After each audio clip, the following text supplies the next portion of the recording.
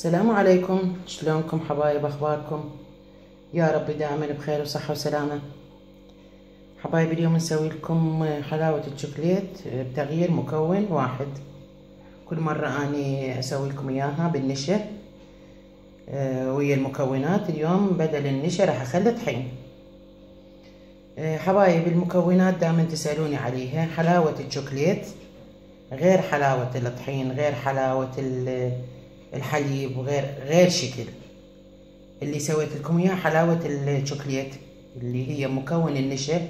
سويت لكم انا فيديوين كل وحدة بسماكة شكل، واحدة تنقص واحدة تنأكل شي ثخين يعني بالملعقة. اليوم نسوي لكم نفس الخطوات، بس بدل النشا راح نخلي طحين. القياسات كلها متعادلة عدا المي والكاكاو. يعني عندنا المكونات نقول نشا او طحين، شنو اللي يعجبكم تسووا، نشا او طحين. 3 ملاعق كبار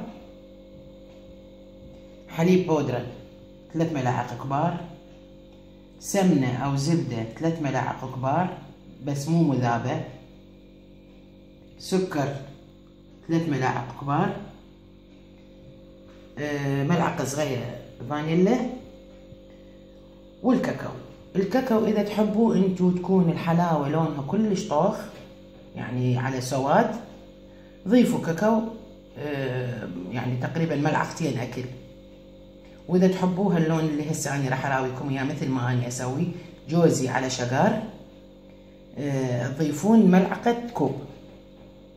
اني هسه هذه مخليه ملعقة كوب كاكاو، وضايفه وياها قطع شوكولا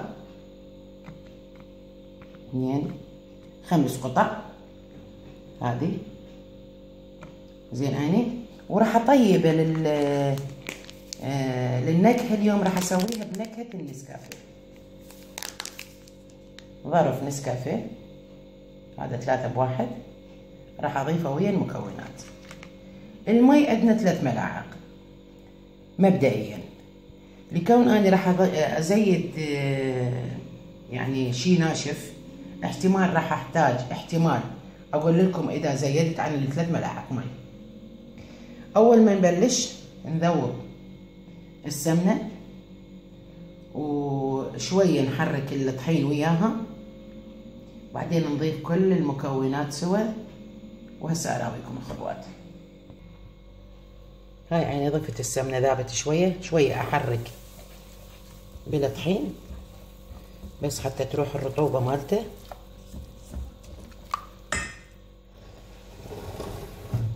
ويسألوني مرات البنات على حلاوة الشوكليت ليش نضيف لها سمنة أو زبدة، ليش ما نضيف الزيت؟ احنا نقدر نضيف الزيت بس ما راح تنطينا نتيجة حلوة مثل هذه، يعني تتماسك ويا كمية النشا أو الطحين، إلا إذا بحالة واحدة نضيف لها الزيت ونزيد كمية الطحين أو النشا، راح يعني تتماسك عندنا أكثر. بس هي حلاوتها وطيبتها هي بهذا المكون، لو سمنة لو زبدة. هسه حركنا هذا شوية، نضيف باقي المكونات. نضيف الحليب، نحركه شوية على نار يعني تقريبا هذا، لا تخلوه على عالية لأنه بسرعة تحترق هذه. نضيف الشكر، وهي حلاوة يعني قد تريدون تضيفون قد تريدون تقللون من عندها. هاي عيني ضفتهم كليتهم وزيدت كمية المي، صارن 9 ملاعق لأنه النسكافيه اللي حطيته شرب المي كلش هواية. حبايب يعني المقادير حتى أكون صادقة وياكم، مثلا تاخذوا لكم كاسة، قلاص المي العادي اللي تشربون به، تسوون الكمية. خليني اطفي هذا حتى احكي وياكم قبل ما اكمل، لانه هذا ما يتأخر. مثلا تاخذون قلاص مي، العفو قلاص حليب، نفس القلاص اخذ الشكر، نفس القلاص اخذ السمنة والطحين او النشا، زين عيني. وبنفس القلاص اقيس نص كاسة، لانه المي نص مقدار المقادير. عرفت شلون؟ حتى اكون واضحة وياكم، يعني شغلة الملاعق هذه يعني ما اتصور راح تقدرون تستفادون من عندها مثل ما بالكوابة او القلاصات. زين عيني. فشغلتنا تكون يعني متكاملة كاملة، المقادير واضحة. الكاسة اللي او الكوب اللي تستخدموه بقياس الطحين او النشا والحليب والشكر والسمنة او الزبدة، تاخذون نفس الكوب او القلاص اللي استخدمتوا به هذا القياسات، تاخذون به نصه للمي. او اذا استخدمتوا، نفتح النار، او اذا استخدمتوا الحليب السائل تاخذون نفس الشيء، نص كاسة حليب سائل اذا ما عندكم الباودر هم تصير. واني من خليت الشوكولاتة القوالب مجرد خليتها للنكهة، يعني انا مخلية سمنة، فما احتاج الى سماكة الكاكاو اللي موجود والصلابة اللي موجودة بالشوكولا. يعني اذا ردتوا تاخذون الكاكاو الحالة، اكيد هي الوصفة الاصلية هي كاكاو الحالة، بس انا يوميا اغير بشي، دخلت وياها الكاكاو والشوكولا وقللت من السمنة او الزبدة بالوصفات مالتي من اسوي كميات كبيرة.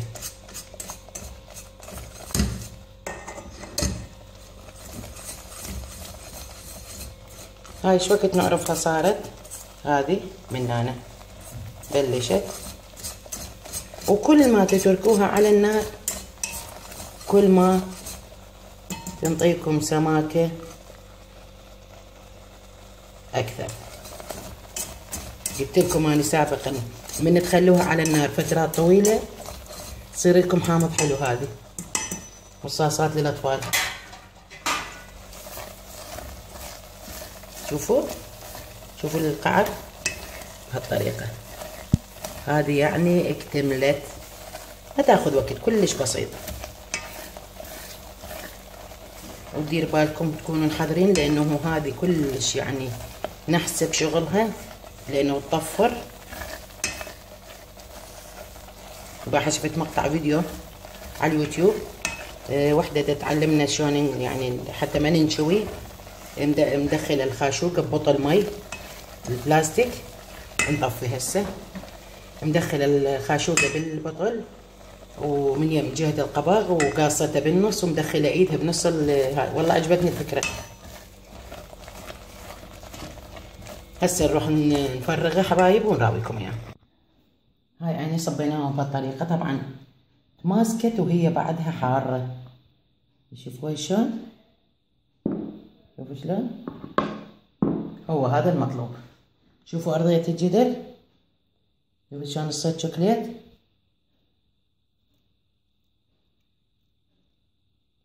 بهالطريقة. هو هذا اللي انا اريده. شوفوا طبعا كلش طيبة، جربوها والله انا طبعا اعشقها. هذا اقول لهم بالبيت انا راح اسوي العشق الممنوع، دائما يقولوا لي كافي دهون كافي، فمن ندخل المطبخ اقول لهم راح اروح اسوي العشق الممنوع. شوفوا حبايبي هذا الشوكليت، هذه ابردها واكلها والا هسه احترق.